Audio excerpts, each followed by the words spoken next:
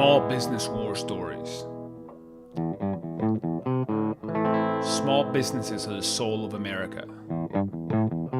And this is where they tell their stories. I am your host, Pablo Fuentes. Hey, lovers of small businesses and good stories in general. Welcome to episode 89 of Small Business War Stories. And today I sat down with another really awesome woman entrepreneur in Austin, Texas, Caren Kelleher. And Caren is the founder of Gold Rush Vinyl. And Gold Rush Vinyl is a company that basically helps bands press their records onto vinyl in a much shorter time frame than most traditional manufacturers. And she has actually gotten up and running fairly fast. She only started earlier this year in 2018, and she's already running full out, and she has lots of plans to expand. And yeah, Caren's really, really sharp. We talk about a lot of different aspects of the music industry, and she talks actually these really interesting statistics where people are buying vinyl and not opening it sometimes because they want something that's physical that can also be signed by the artist and so forth. We talk a lot about the music industry in general and what's happening, who's getting paid what, by what services, and what the future looks like for that. So it's a really, really cool episode. Again, Caren Kelleher of Gold Rush Vinyl. This episode is brought to you by Proven. Proven is a company that I started and is to proven.com. It is a small business hiring tool, so you can go check it out. And if you need to hire, we will help you get that done and save you a lot of time and money in the process. We also have blog.proven.com, which is a resource for small businesses to help you with all different aspects of running your company. And if you have any ideas of things we should do with the podcast or with the blog, please do go ahead and email us at podcast@proven.com. Without further ado, let's get into today's episode with Caren Kelleher of Gold Rush Vinyl in Austin, Texas. And we are live here in beautiful Austin, Texas. And today I have the honor and pleasure to sit down with Caren Kelleher.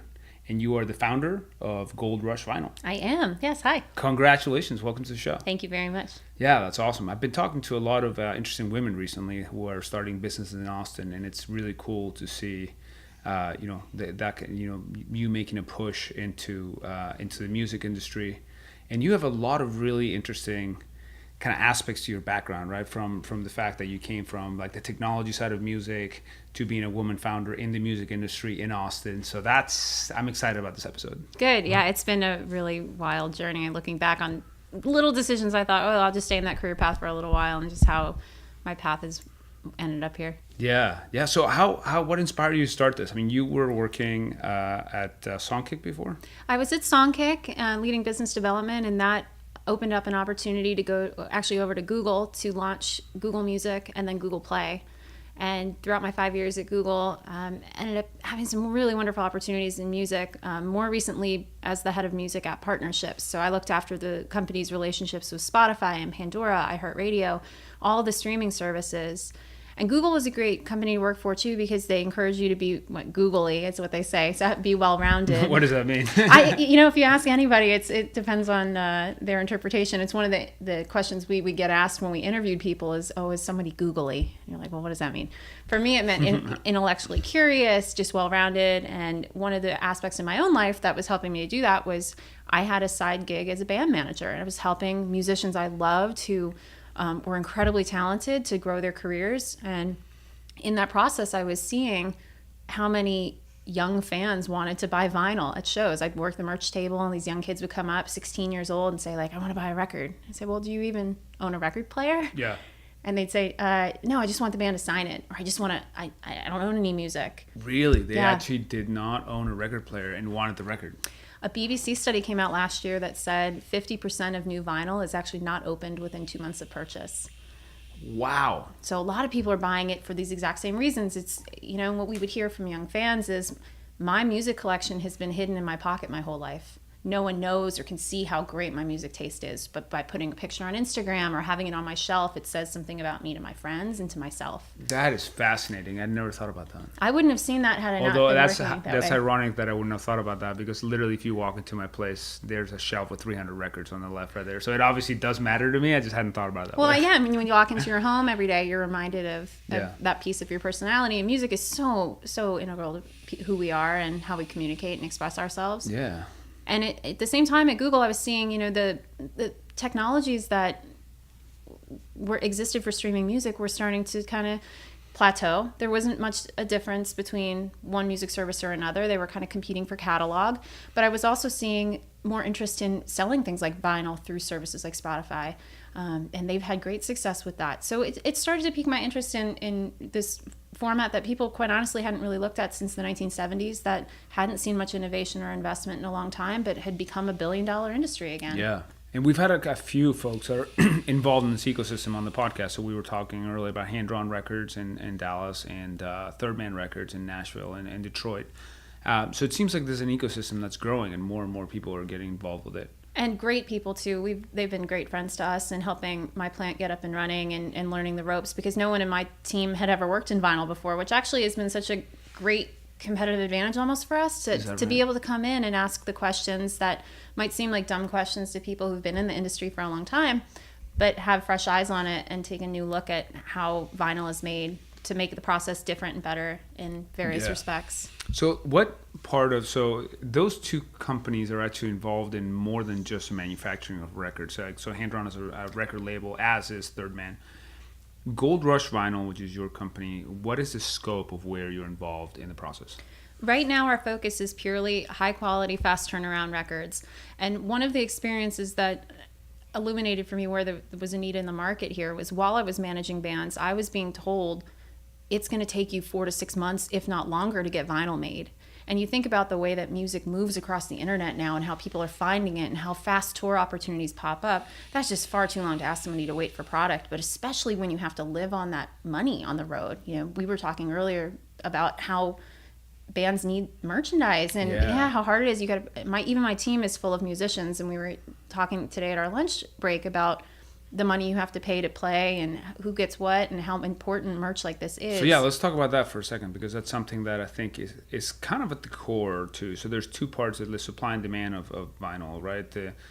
The demand is there, but in many cases the supply is worth it to people, because the model that used to exist, 30 years ago maybe, or 40 years ago, and like, let's say when a Michael Jackson would come, and or David Bowie, or Bruce Springsteen, where like they were making money from the sale of they were making money from radio plays, right? Real money from spins.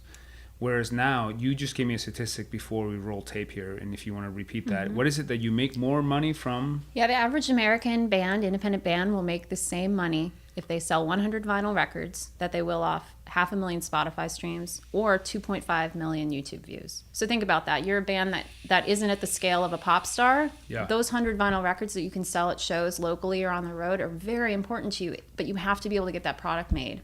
And that's where these turnaround times being so long was really devastating artists that I worked with and knew. I was watching them have these big release shows and not having product there. And so at Gold Rush Vinyl, we've shortened our turn times to 4 to 6 weeks. And we can, in some cases, do it even faster, 2 to 3 for real rush orders. So that...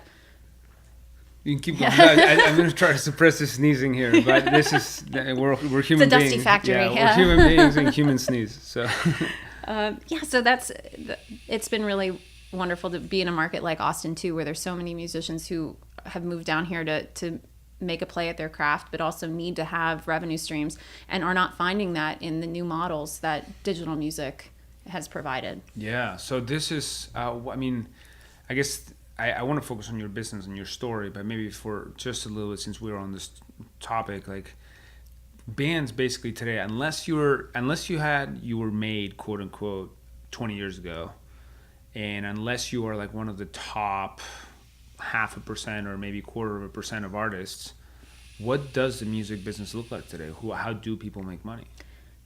it actually inspired the name for the company. I think you have to be a pioneer. You have to be willing to go out there and make your own career and find opportunities. And that's where the inspiration for the name Gold Rush Vinyl came from. And I watch it happening. I watch these artists go, lugging their gear and their records in their van and going across the country looking for opportunities. You really have to be willing to hustle. And actually, it has a lot of parallels to what I saw in Silicon Valley, which is almost, prototyping, testing your music online, finding a fit, and just kind of running with that, but taking in a lot more data than you used to, right?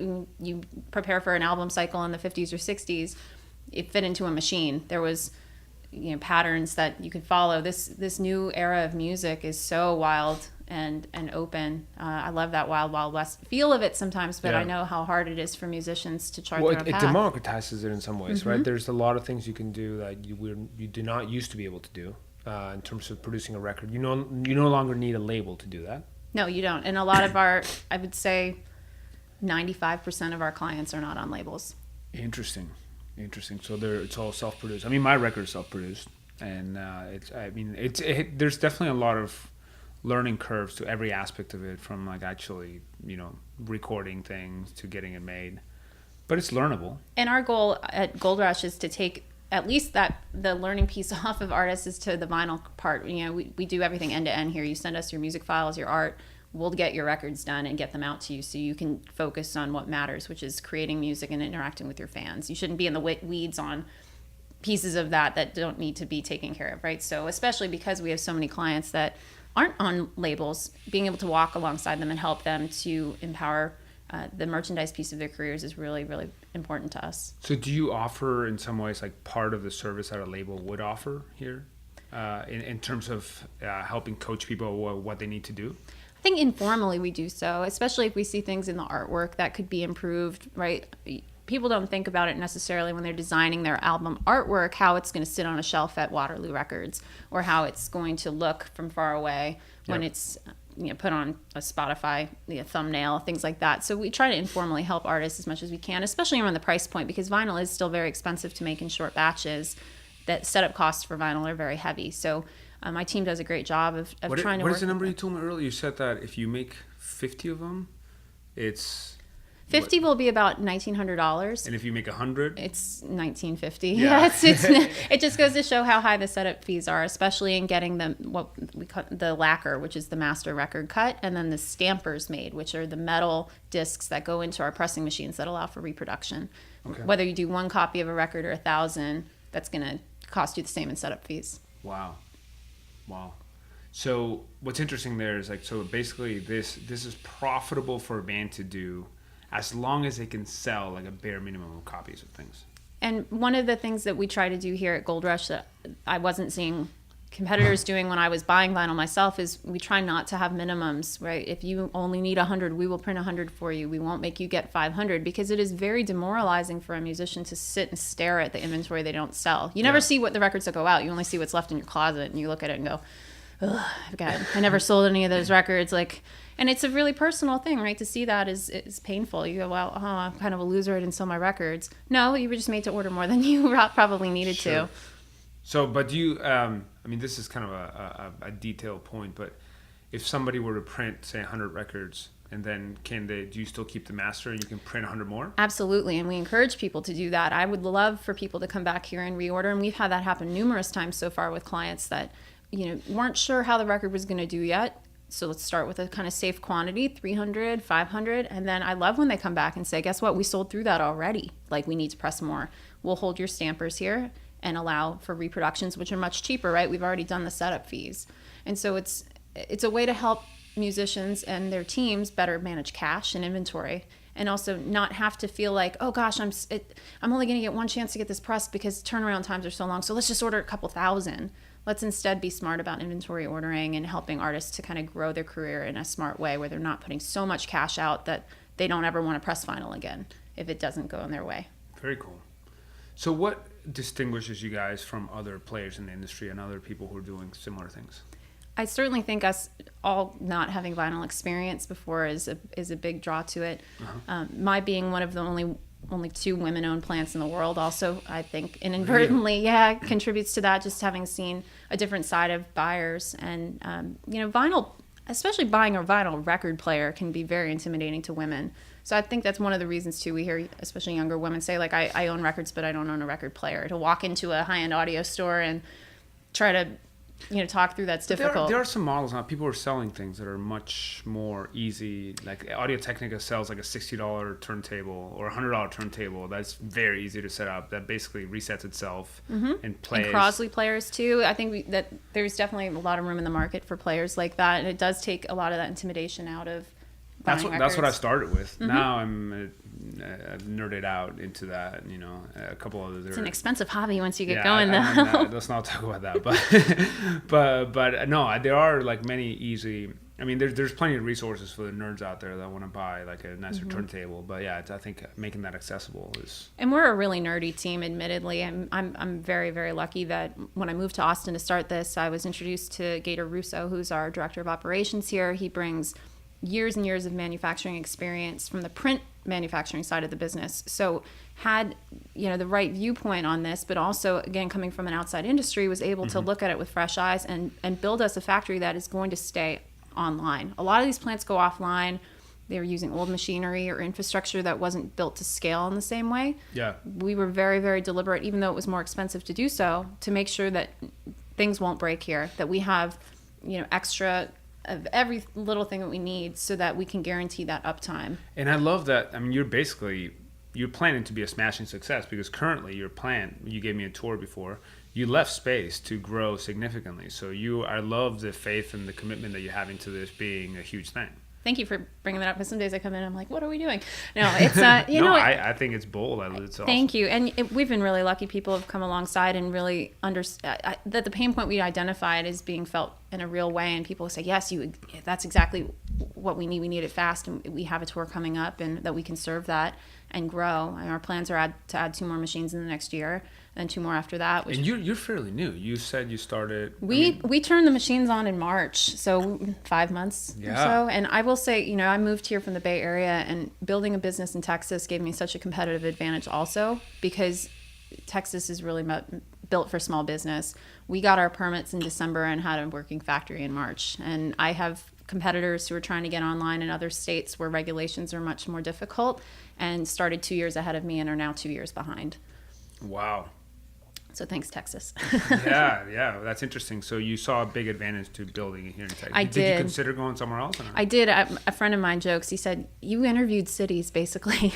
I went to a couple different cities, especially cities that had economic development departments that were focused on music, and told them my vision, told them what I wanted to do, what it would take, and asked them, how would your state or city support what I'm doing here? And Texas, really, every door kind of flung open. The Texas Music Office in particular. Yeah, we got introduced by a mutual friend, Brendan Anthony, who runs the Texas Music Office. And how did you come across him?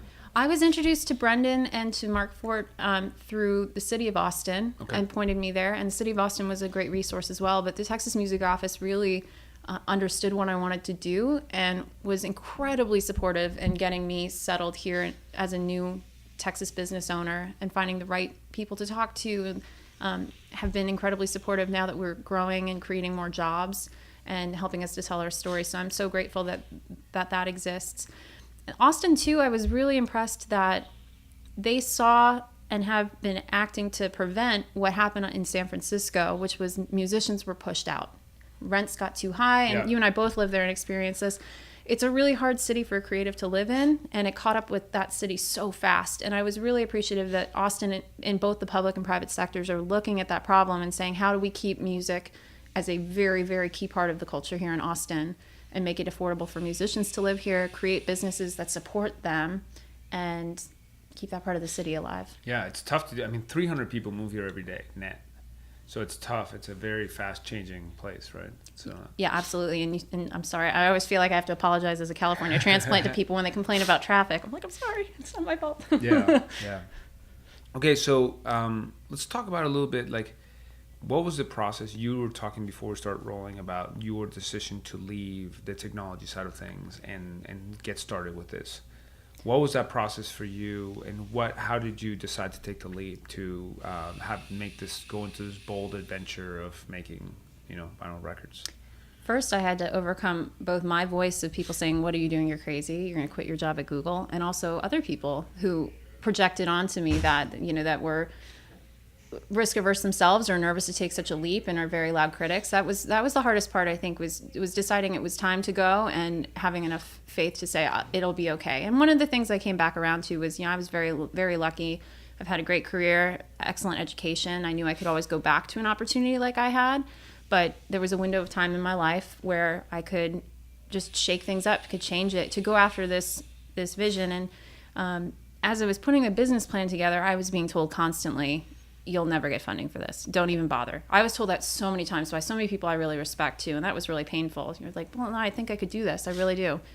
And it took me just walking into banks, walking into meetings, asking for meetings, really just putting myself out there and finding that there were people who would fund this, the SBA being a big part of that, community lending.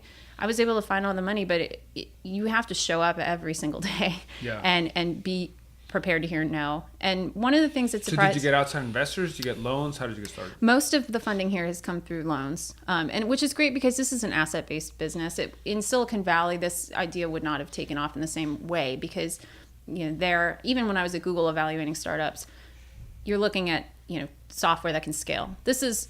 If this goes under, at least there's assets the bank can take back, right? So that was a very different kind of funding route than I expected I might find in Silicon Valley. But it just, there were some people that got it and some people didn't.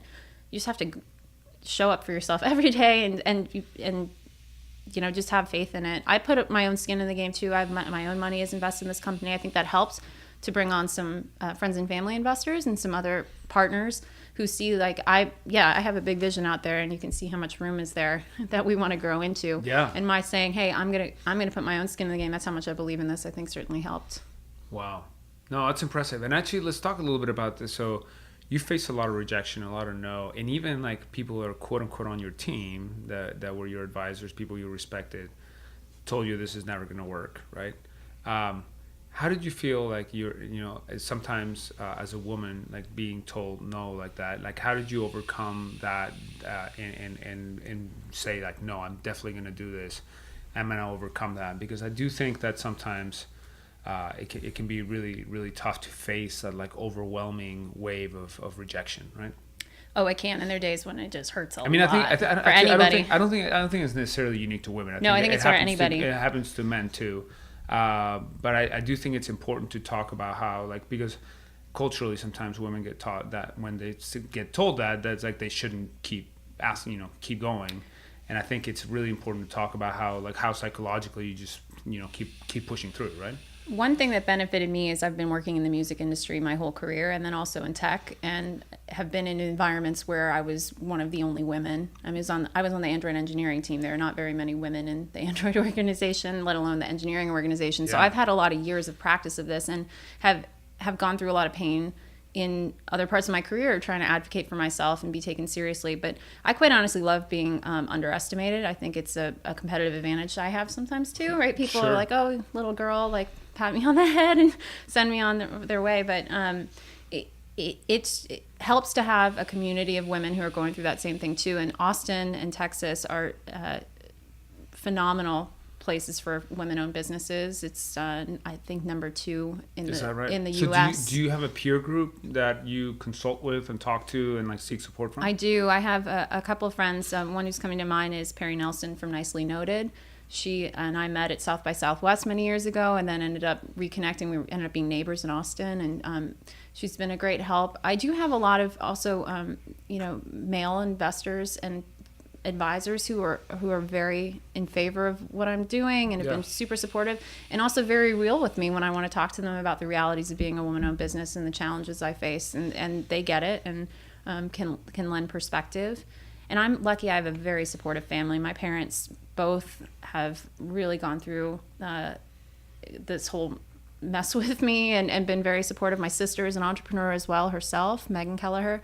And so she's building her own business, and we call each other at least once a day to talk through personal and professional things to get support, because it can be a really lonely thing running a company. Yeah, it's really lonely. Yeah, and that's not unique to women at all. I mean, No. for me too. And actually, I think women are better at talking about how lonely it is than guys are, because as guys, like there's like a lot of times it's like, you know, that's perceived as a show of weakness. And I think it's really important for the mental health of people starting small businesses to you know, seek out that support and admit, like, hey, this sucks in many ways. I mean, obviously we're choosing this path, so it's a self-inflicted pain in many ways, but at the same time it's not all. I mean, people, there's a like romanticizing of being your own boss, and often the reality is you're your own boss, which is good and bad. You know, there's a lot of tough days that come with that. And learning how to manage myself is something that I work on a lot. Yeah.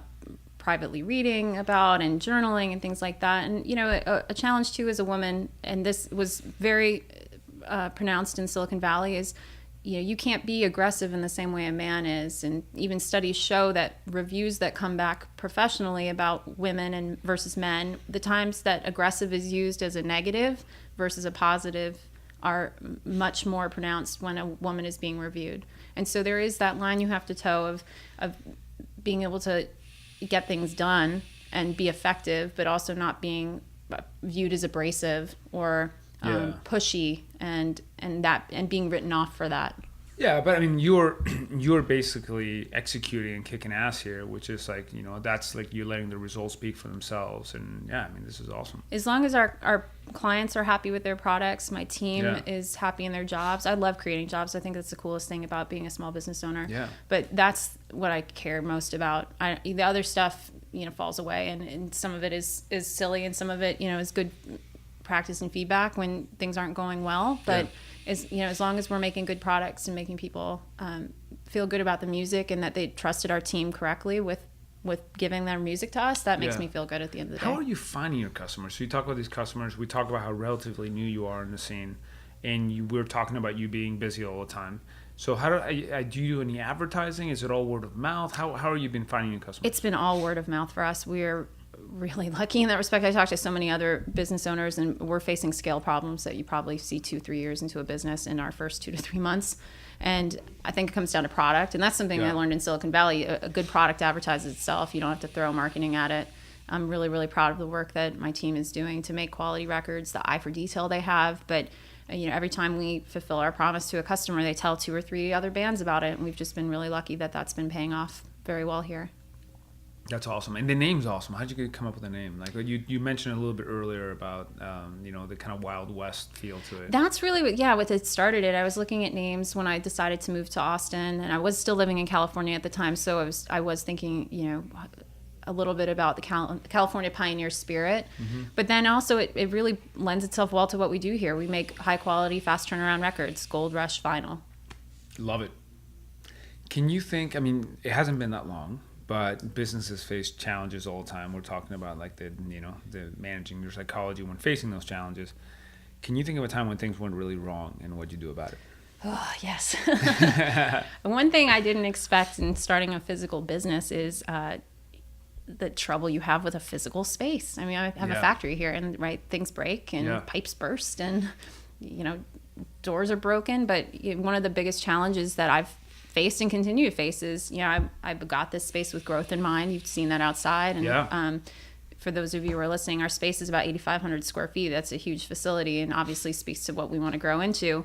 I needed to have the power to do that, the actual electrical power, and was told, and I was told that this space would have all of that, and come to find out as we're going through permitting that no, actually it doesn't have the power that we expected it would. And you already signed a lease. Already signed a lease, and I've already invested a lot of money in the plans for building this out, and have a team. And you have to look at opportunity cost too, right? Like, if we tried to walk away from this lease, what would that cost us in terms of opportunity and keeping my team motivated and excited? And so one of the harder things as a manager that I've had to do is to make the call that says, let's push ahead and I'll figure out a solution. So what did you do? I'm not well versed enough on the area of electricity to know how you, I guess, increase amperage of the output. Yeah, you can always throw more money at almost any problem is what I've realized. And we're lucky that the ownership team here sees the potential in my business and wants to come alongside us and fix this. But you have to, especially in a town like Austin, you have to deal with powers that be at the government level and with Austin Energy and with your neighbors that you're going to take offline. It's really, really difficult, and trying to evaluate all of that, raise more money for that has been very hard. And it's those little unexpected things, right? Who would have thought like that was going to be the thing that keeps me up at night. Yeah. So I always encourage small business owners, like, and I should have listened to my own advice, like get your own audits done, make sure, double check your numbers, even if you think your projections are right, for example, or everything looks to be in good shape, double, triple check everything. And just have peace of mind. Wow. What's the crazy, other than that, which is pretty crazy in itself, have you seen, you're in the music industry, and what's some of the crazier things that you've seen in your time in the music industry? I keep joking. I'm like, somebody's going to ask us to press like ashes or drugs or something into a record at some point. That hasn't happened yet. Yeah. I've heard of blood. Yeah, I've heard that too. We have FDA concerns about that. Yeah. I've seen all kinds of things. I've worked my career started as a music journalist and working at Paste Magazine, and then obviously as a band manager. And it's been, I think the crazier things are to see where people's careers go. There have been bands I've met and I thought nothing would ever come of them. They've become these huge stars, and other people who've kind of fallen away and moved into different jobs. I'm a pretty calm person. I go to bed at a decent hour, so nothing too crazy for me, thank goodness. But that's also maybe one of the reasons I still have a career in the music industry and still standing. That's awesome. So, you've already dispensed a lot of, thoughtful advice, but if you could think of like the number one lesson that you would have for anybody that was considering, a lot of our audience is either thinking about starting a small business, maybe operating a small business. Some of them just love the stories and the human aspect of it. But what's the number one piece of advice that you would have for people thinking about starting a business? One thing that I came back to a lot when I was debating, can I do this, should I do this, was, man, this feels hard. Like, starting a business is really difficult. And then I would go to a coffee shop or a restaurant or a bar and look around and realize this is a small business. Somebody had to raise the money to do this in an industry where failure rate in restaurants and the hospitality industry is so high. 80% don't make it past the first year or two. And that actually gave me a lot of confidence. Like, wow, this is not impossible. This is not so far-fetched I can't do this, because every day in America people are starting small businesses. Yeah. And so I would say just go at it. You never know until you try. And especially for women, you hear this a lot when statistics come out about women not applying for jobs that they're qualified for. They might see something in a job description that says, well, you need to have 5 years experience, and it's like, well, I have 4, so I'm not going to apply. Whereas more often the data shows that men will apply. So especially for women, I say, like, put yourself out there, try. Don't be the first person to say no to your idea by not showing up. Yeah, and also be willing to knock on a lot of doors and have a lot of people say no, right? Oh yeah, and it hurt. It's interesting. When I was going around looking for some friends and family financing, it felt like I was hearing no a lot, and then I actually sat down and wrote on a piece of paper how many real no's did I hear, and how many yeses did I get, and they actually almost matched up. The no's hurt a lot more sometimes, because especially you got people who are digging into your ideas or criticizing them, or going through a lot of due diligence work to get to the point of saying no. So just keeping track of the sheer volume, you have a lot more supporters there, even though the no's feel perhaps the loudest to hear in your ears. Yeah, I think that's a very human thing, and it's good to be aware of that. Where can people find you? So if people are interested in pressing the record on vinyl, so you have a presence on Instagram as well? We do. We're Gold Rush Vinyl just about everywhere. It's our Instagram, Facebook, Twitter. My team will answer order inquiries on all of those. We also have a order inquiry form. Yeah, and your turnaround time is currently 4 to 6 weeks. 4 to 6 weeks. So if you are a band out there, you're going on tour, and you need records soon, you can contact as Caren. long as you've got your artwork and music ready to go, and that's in good shape. Yeah. Is there anything specific about the master? This is getting a little nerdy into the music side, because I produced my record and my master was done for a CD. I didn't put out records. So Is there master different for vinyl? Yeah, mastering for vinyl will make it more high res, and also consider, when we cut, and we work with a great team and a couple great teams across the U.S. to do this. But when the lacquer gets cut, you have to put the grooves certain distances from each other. There's compromises that have to be made in the sound in order to fit all those grooves. But especially as you get closer to the center of the record, where the needle doesn't have as much room to go around. Yeah. And so often we'll tell people, yeah, we could put your CD music on vinyl. It's going to sound like a CD, though. It's not going to sound as rich as vinyl would. So ideally mastered for vinyl and high-res files. Some artists who, though, have CD collections and never mastered for vinyl, that's much more difficult. But we're here to help walk through those things. Yeah. Artwork is usually the biggest holdup. People think, I can just expand my CD artwork to fit a vinyl format, and that doesn't work. You lose resolution. So making sure that the artwork is prepared correctly for vinyl is usually the thing that holds projects up. And you talked about some partners. So we mentioned we were talking about Welcome to 1979, right? Yes, Welcome 1979 Nashville do a lot of our cutting and plating and are fantastic to work with. I really appreciate that they will listen to the concerns customers have, just do phenomenal work for us. We work with Mastercraft in New Jersey as well. Desmond and his team are fantastic. What do they do? They also do plating. Okay. And then it's great. We're getting more and more lacquers, the original master record from mastering engineers and producers originally, which is a great way for a lacquer to come in, because it's the person who's worked on the music the longest. They're going to be most familiar with where the trade-offs in the song happen. Yeah. And so there's plenty of studios around the U.S. and even abroad that we're starting to receive lacquers from that are fantastic to work with as well. That's awesome. Well, thank you so much for sitting down today. Congratulations on all your success, and we wish you continued kick-assery here. We'll press your record soon. Sounds good. Thank you so much. Thank you. Thank you for listening to Small Business War Stories.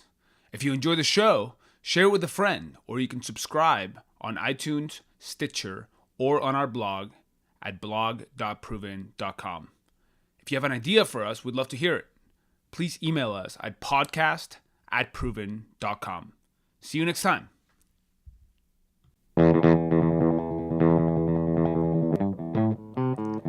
Small Business War Stories.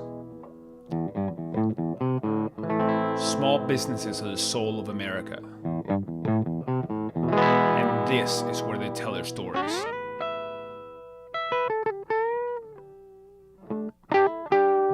I am your host, Pablo Fuentes.